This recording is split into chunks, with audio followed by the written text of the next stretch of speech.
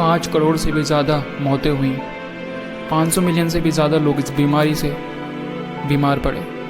उस समय ये दुनिया की 1/3 पॉपुलेशन थी पूरे वर्ल्ड की। इस बीमारी को और इस महामारी को बोला जाता है इन्फ्लुएंजा फ्लू।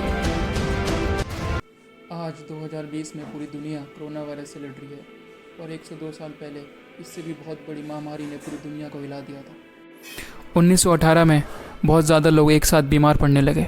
1918 में वर्ल्ड वॉर 1 भी चल रही थी, जिसकी वजह से लोग बीमारी की तरफ ध्यान नहीं दे रहे थे। इन्फ्लुएंजा फ्लू जो एक बहुत बड़ी महामारी थी, इसको स्पेनिश फ्लू भी बोला जाता था।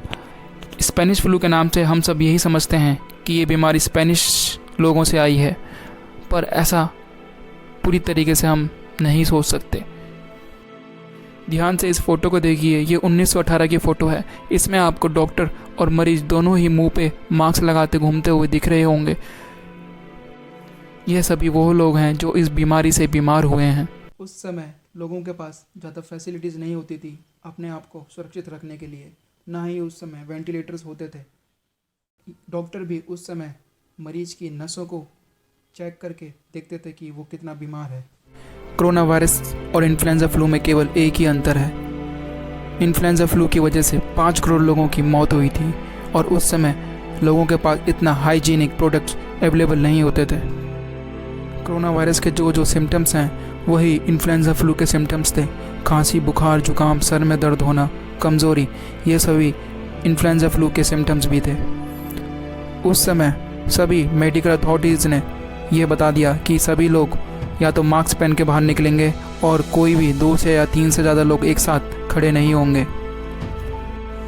इन्फ्लुएंजा फ्लू की आज तक कोई दवाई नहीं बनी।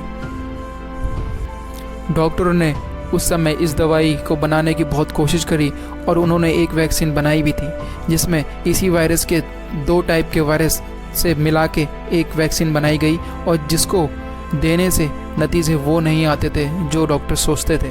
और इस वैक्सीन को सिर्फ तभी दिया जाता था जब सामने वाला बहुत ही बीमार हुआ करता था। अब जो बात मैं आपको बताने वाला हूँ, जितनी हैरानी मुझे हुई है इस बात से उतनी ही आपको भी होगी।